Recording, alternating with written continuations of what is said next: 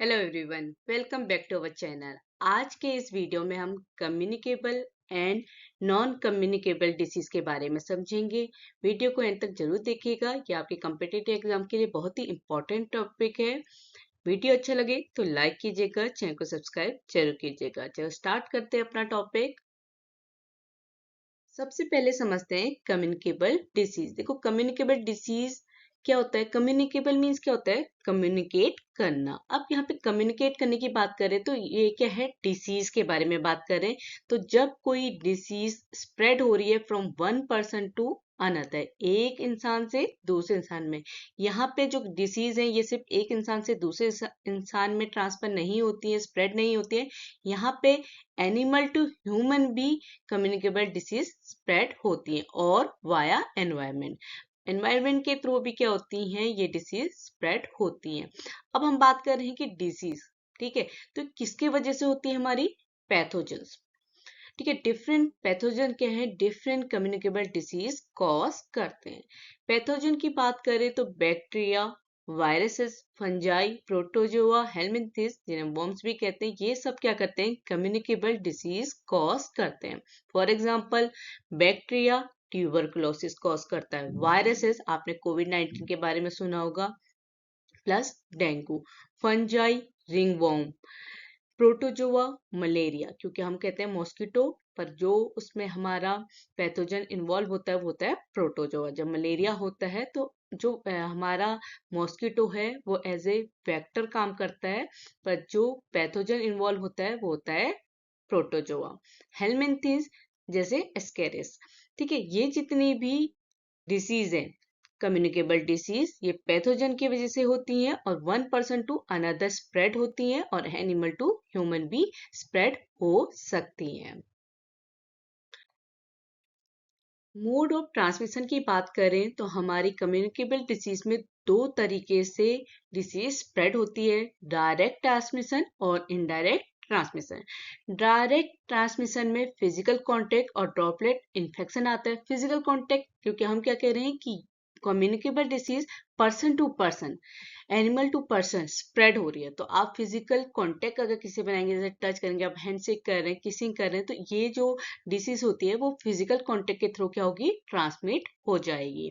Droplet infection means coughing, sneezing, मतलब जब खांस रहे हैं, छींक रहे हैं, तो इस वजह से भी क्या है कि इन्फेक्शन होगा अगर एक पर्सन को, तो वो दूसरे पर्सन पे डायरेक्ट ट्रांसमिट हो जाएगा। किसके थ्रू? कफिंग या सीजिंग, खांसेंगे, छींकेंगे, तो इसके थ्रू भी इन्फेक्शन क्या होगा? स्प्रेड हो जाएगा। दूसरा मोड ऑफ ट्रांसमिशन है इनडायरेक्ट ट्रांसमिशन। देखो, इनडायरेक्ट ट्रांसमिशन मीन्स कि जहां पे क्या है, जो डिसीज है वो स्प्रेड हो रही है किसी ऑब्जेक्ट के थ्रू। फॉर एग्जांपल एयरबोर्न, कि यहाँ पे जो डिसीज है वो स्प्रेड हो रही है एयर के थ्रू। फॉर एग्जांपल कोविड-19 आपने सुना था कि जो हमारी कोविड की प्रॉब्लम थी वो क्या थी? एयर के थ्रू स्प्रेड होती वाया एनवायरनमेंट में। मतलब यहाँ पे जो पैथोजन है, जो डिसीज कॉज कर रहा है, वो किसके थ्रू कर रहा है? एयर के थ्रू। यहाँ पे वाया एनवायरनमेंट हमें डिसीज स्प्रेड हो रही है। या टीबी, ठीक है, कोविड-19 एंड टीबी। वाटर बोर्न मतलब वाटर की वजह से, वाटर के थ्रू क्या हो रही है? हमारी डिसीज स्प्रेड हो रही है। For example cholera. Food borne means typhoid, अगर फूड क्या है? अनहाइजीन है, अनहेल्दी फूड है, ठीक है, इसके थ्रू भी क्या हो सकती है? डिसीज स्प्रेड हो सकती है, ट्रांसमिट हो सकती है। वेक्टर बोर्ने, मैंने अभी आपसे कहा कि मलेरिया में मॉस्किटो क्या होता है? वेक्टर होता है। प्रोटोजोआ जो होता है जिसकी वजह से डिसीज हो रही है, ठीक है, तो मॉस्किटो क्या करता है? सिर्फ वेक्टर होता है, उसमें जो प्रोटोजोआ है उसकी वजह से मलेरिया की प्रॉब्लम होती है। उसके बाद फॉर्माइट, जो इन्फेक्टेड ऑब्जेक्ट है, कोई ऐसा ऑब्जेक्ट है जो इन्फेक्टेड है, उसकी वजह से जो फॉर्माइट है वो क्या कर रहे हैं? डिसीज को ट्रांसमिट कर रहे हैं। तो ये जितने भी अभी हमने पढ़े ये हमारे इनडायरेक्ट ट्रांसमिशन। एग्जाम्पल की बात करें कम्युनिकेबल डिसीज की, आपके एग्जाम में आ सकता है कि इनमें से कौन सी डिसीज कम्युनिकेबल है या कौन सी नॉन कम्युनिकेबल है। तो कम्युनिकेबल डिसीज कौन कौन सी होती है? ट्यूबरकुलोसिस, जिसे हम शॉर्ट में टीबी कहते हैं, मलेरिया, डेंगू, क्लोरेरा, कोविड-19, मीजल्स, ये जितनी भी डिसीज है ये सब कम्युनिकेबल डिसीज हैं। अब प्रिवेंशन की बात करें कि कैसे हम कम्युनिकेबल डिसीज को प्रिवेंट कर सकते हैं। देखो, सबसे पहला तरीका है वैक्सीनेशन। आप देखते हैं बीसीजी, पोलियो मिशन, इनकी वैक्सीनेशन दी जाती है टाइम टू टाइम। गवर्नमेंट ने प्लान किया है कि बच्चों को क्या है, प्रॉपर वैक्सीनेशन दी जाए, जिससे कम्युनिकेबल डिसीज को प्रिवेंट किया जा सके। दूसरा जो तरीका है वो है हैंड हाइजीन। कोविड के टाइम पे आपने सुना था कि आपको अपने हाथ बार बार धोने चाहिए। तो हैंड हाइजीन रहेंगे तो जो कम्युनिकेबल डिसीज है, जो पर्सन टू पर्सन स्प्रेड हो रही है, एनिमल टू पर्सन स्प्रेड हो रही है, वाया एनवायरमेंट स्प्रेड हो रही है, तो उससे क्या होगा कि जो ये स्प्रेड हो रहा है, जो ट्रांसमिट होने का तरीका है वो रुक जाएगा। अगर कोई पर्सन अफेक्टेड है तो वो दूसरे पर्सन को इन्फेक्ट नहीं करेगा। तीसरा तरीका है सेफ ड्रिंकिंग वाटर। अगर आप साफ पानी पियेंगे तो आप कम्युनिकेबल डिसीज को रोक सकते हैं, क्योंकि अभी हमने बात करी कि वाटर के थ्रू भी क्या होती है, डिसीज स्प्रेड होती है। Proper sanitiser. देखो, प्रॉपर सैनिटाइजेशन मतलब, क्योंकि आप किसी भी चीज को छू रहे हैं, क्या पता वहां पे माइक्रो ऑर्गेनिज्म, पैथोजेंस क्या है कि आपको नेक्ड आई से दिखाई नहीं दे रहे हैं। ठीक है, आपने टच किया और वहां पे इन्फेक्टेड एरिया था और आपने उसके बाद जस्ट खाना खाया तो आपकी बॉडी के अंदर वो एंटर कर गया। तो प्रॉपर सैनिटाइजेशन रहेगा तो जो कम्युनिकेबल डिसीज है वो प्रिवेंट की जा सकेंगी। वेक्टर कंट्रोल, क्योंकि अगर हम बात कर रहे हैं कि हमारा जो मॉस्किटो है वो क्या है, वेक्टर है। अगर हम मॉस्किटो नेट यूज करेंगे, इंसेक्टिसाइड्स यूज करेंगे तो वेक्टर को कंट्रोल कर पाएंगे, जिससे हमें कम्युनिकेबल डिसीज नहीं हो पाएगी। Isolation and quarantine. ठीक है, आइसोलेशन है जिसको मतलब अगर कोई इन्फेक्टेड है वो अगर आइसोलेट रहेगा, क्वारंटीन रहेगा और पर्सन के कांटेक्ट में नहीं आएगा, तो तब भी हम कम्युनिकेबल डिसीज को प्रिवेंट कर सकते हैं। क्योंकि हम सबसे पहले बात ही ये कर रहे हैं कि कम्युनिकेबल डिसीज मतलब क्या है, कम्युनिकेट करना। जब क्या है कि ये फिजिकली क्या हो सकती है, एक दूसरे पर ट्रांसफर हो सकती है, या आपके इनडायरेक्टली कोई भी तरीका हो, चाहे वाटर हो, फूड हो, एयर हो, इसके थ्रू ट्रांसमिट हो सकती है। अगर आप आइसोलेट रहेंगे, क्वारंटीन रहेंगे, तो कम्युनिकेबल डिसीज को प्रिवेंट किया जा सकेगा। इसके बाद बात करते हैं नॉन कम्युनिकेबल डिसीज की। ठीक है, नॉन कम्युनिकेबल डिसीज क्या होती है, do not spread from person to person. जहां पे नॉन लग गया नहीं है, तो communicable disease person to person spread हो रही है। तो नॉन कम्युनिकेबल डिसीज कौन सी होती है, जो पर्सन टू पर्सन स्प्रेड नहीं होती हैं। ये यूजुअली क्या होती है, क्रोनिक। क्रोनिक मतलब लॉन्ग लास्टिंग होती है, बहुत लंबे टाइम के लिए ये डिसीज क्या होती है, आपको हो सकती है। कॉज और रिस्क फैक्टर की बात करें कि किस तरीके से आपको नॉन कम्युनिकेबल डिसीज हो सकती है। देखो, पहला जो फैक्टर है वह है जेनेटिक फैक्टर। जेनेटिक फैक्टर ये है कि अगर आपकी फैमिली हिस्ट्री में कोई प्रॉब्लम है, नॉन कम्युनिकेबल डिसीज है, तो पॉसिबिलिटी है कि आपको प्रॉब्लम हो सकती है। तो फर्स्ट जो फैक्टर है वो है genetic factor. For example, diabetes, cancer एक ऐसी डिजीज है जो आपको जेनेटिकली हो सकती है। दूसरा जो कॉज है वो है लाइफस्टाइल फैक्टर। देखो, लाइफस्टाइल फैक्टर बहुत ही मतलब ये कि ये पावरफुल फैक्टर है जो क्या कर रहा है, इस डिसीज को कॉज कर रहा है। जैसे smoking, alcohol, unhealthy diet, lack of physical activity, ये जितनी भी आपकी लाइफस्टाइल है, ये आप में प्रॉब्लम कॉज कर सकती है, नॉन कम्युनिकेबल डिसीज कॉज कर सकती है। ये जरूर है कि ये एक पर्सन से दूसरे पर्सन पे ट्रांसफर नहीं हो रही है, पर आज की लाइफस्टाइल के अकॉर्डिंग जो हमारी नॉन कम्युनिकेबल डिसीज है वो ज्यादा हो चुकी है। जो रिस्क फैक्टर है ना वो बढ़ चुका है ड्यू टू अवर लाइफस्टाइल। ठीक है, जो थर्ड फैक्टर है वो है एनवायरमेंटल फैक्टर। पॉल्यूशन, स्ट्रेस जो है हमारे नॉन कम्युनिकेबल जो डिसीज होते हैं उनको बढ़ाते हैं। तो ये हमारे फैक्टर्स हैं जो क्या कर रहे हैं, नॉन कम्युनिकेबल डिसीज के लिए रिस्पॉन्सिबल होते हैं। क्या क्या पढ़े हमने, जेनेटिक फैक्टर, लाइफस्टाइल फैक्टर्स और एनवायरमेंटल फैक्टर्स।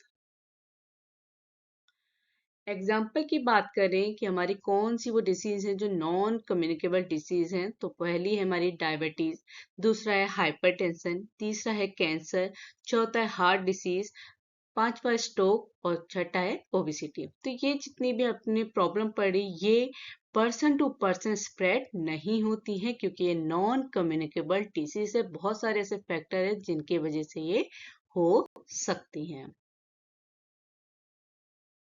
कैरेक्टरिस्टिक्स की बात करें तो जो नॉन कम्युनिकेबल डिसीज होती है उनमें स्लो प्रोग्रेशन होता है। स्लो प्रोग्रेशन मतलब जो प्रोग्रेस हो रही है वो धीरे धीरे हो रही है, क्योंकि ये क्या है, एक क्रोनिक डिजीज है, बहुत लंबे टाइम तक होती है, तो इसके सिम्टम भी धीरे धीरे दिखाई होते हैं, और जब ये प्रॉब्लम बहुत ज्यादा बढ़ जाती है तब ये इरिवर्सिबल हो जाती है। तो ये इनके कैरेक्टरिस्टिक हैं: slow progression, long duration, not infectious, often irreversible. Slow progression मैंने आपको बता दिया कि जो प्रोग्रेस होती है धीरे धीरे होती है, पहले आपको हल्के फुल्के सिम्टम दिखाई देते हैं, धीरे धीरे धीरे ये प्रॉब्लम बढ़ती है, और एक टाइम ऐसा आता है कि ये जो प्रॉब्लम होती है ये बिना प्रॉपर ट्रीटमेंट के, और ऐसा भी है कि इनका प्रॉपर ट्रीटमेंट मिल भी नहीं पाता है। ठीक है, तो ये हमारी कैरेक्टरिस्टिक्स हैं नॉन कम्युनिकेबल डिसीज की। प्रिवेंशन की बात करें कि नॉन कम्युनिकेबल डिसीज को आप कैसे प्रिवेंट कर सकते हैं, पहला है बैलेंस डाइट, क्योंकि अभी मैंने आपको कहा कि जो इसके रिस्क फैक्टर हैं उसमें हमारा जो लाइफस्टाइल है वो बहुत ज़्यादा इम्पैक्ट डालती है। तो अगर आप बैलेंस डाइट लेंगे तो आप नॉन कम्युनिकेबल डिसीज को प्रिवेंट कर सकते हैं। दूसरा, रेगुलर एक्सरसाइज। तीसरा, अवॉइड टोबैको एंड अल्कोहल। चौथा, रेगुलर हेल्थ चेकअप, क्योंकि ये जेनेटिक प्रॉब्लम है तो आपको हो सकती है, अगर आप पहले ही को पता चल गया कि प्रॉब्लम है तो ट्रीटमेंट अगर पहले ही हो जाता है तो पॉसिबिलिटी होती है कि आपकी जो नॉन कम्युनिकेबल डिसीज है वो सही होने के चांसेस जो होते हैं वो इन्हांस हो जाते हैं, बढ़ जाते हैं, क्योंकि जितना लेट पता चलता है, क्योंकि ये क्या है, लॉन्ग टर्म प्रॉब्लम है, बहुत लंबे समय तक चलती है, ठीक है, और धीरे धीरे चलती है। ठीक है, तो रेगुलर हेल्थ चेकअप करेंगे तो आपको पहले ही पता चल जाएगा कि आपको कोई प्रॉब्लम हुई है या नहीं। स्ट्रेस मैनेजमेंट, तो ये जितने भी तरीके हैं इनसे आप नॉन कम्युनिकेबल डिसीज को प्रिवेंट कर सकते हैं।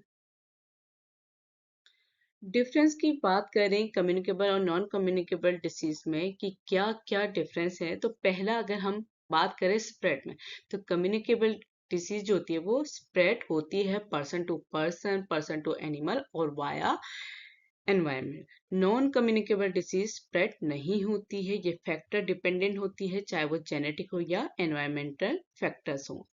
ठीक है, दूसरा कॉज, कम्युनिकेबल डिसीज पैथोजन के थ्रू या पैथोजन से क्या होती हैं, कॉज होती हैं। नॉन कम्युनिकेबल डिसीज लाइफस्टाइल और जेनेटिक होती हैं। ठीक है, तीसरा ड्यूरेशन की बात करें तो शॉर्ट और एक्यूट होती हैं। नॉन कम्युनिकेशन लॉन्ग और क्रोनिक होती है, बहुत लंबे समय तक ये प्रॉब्लम होती है। एग्जाम्पल की बात करें तो टीबी, मलेरिया क्या है, हमारे कम्युनिकेबल डिसीज के एग्जाम्पल हैं। Diabetes, cancer non communicable disease के एग्जाम्पल हैं। देखो, जितनी भी जेनेटिक प्रॉब्लम होती है, चाहे वो हाइपरटेंशन है, डायबिटीज है, तो वो सारे किसके एग्जाम्पल हैं, नॉन कम्युनिकेबल डिसीज के। जैसे आपको आ रहा है एग्जाम में, बताइए कि कौन सी जो डिसीज है वो कम्युनिकेबल है, नॉन कम्युनिकेबल है, तो आप उनको देख के बता सकते हैं अगर कोई प्रॉब्लम जेनेटिक है या आपकी लाइफस्टाइल से रिलेटेड प्रॉब्लम है, तो आप बता सकते हैं कि वो नॉन कम्युनिकेबल डिसीज है। कम्युनिकेबल जो किसी पैथोजन की वजह से कॉज हो रही है। ठीक है, प्रिवेंशन की बात करें तो वैक्सीन, हाइजीन, ये ऐसे तरीके हैं जिससे आप कम्युनिकेबल डिसीज को प्रिवेंट कर सकते हैं। नॉन कम्युनिकेबल डिसीज का तरीका है लाइफस्टाइल चेंजेस, क्योंकि जो जेनेटिक प्रॉब्लम है उसकी पॉसिबिलिटी बढ़ जाती है कि वो होगी ही होगी, क्योंकि जेनेटिक प्रॉब्लम है। पर अगर आप लाइफस्टाइल चेंज रखेंगे, हेल्थी लाइफस्टाइल रखेंगे, तो आप नॉन कम्युनिकेबल डिसीज को प्रिवेंट कर सकते हैं।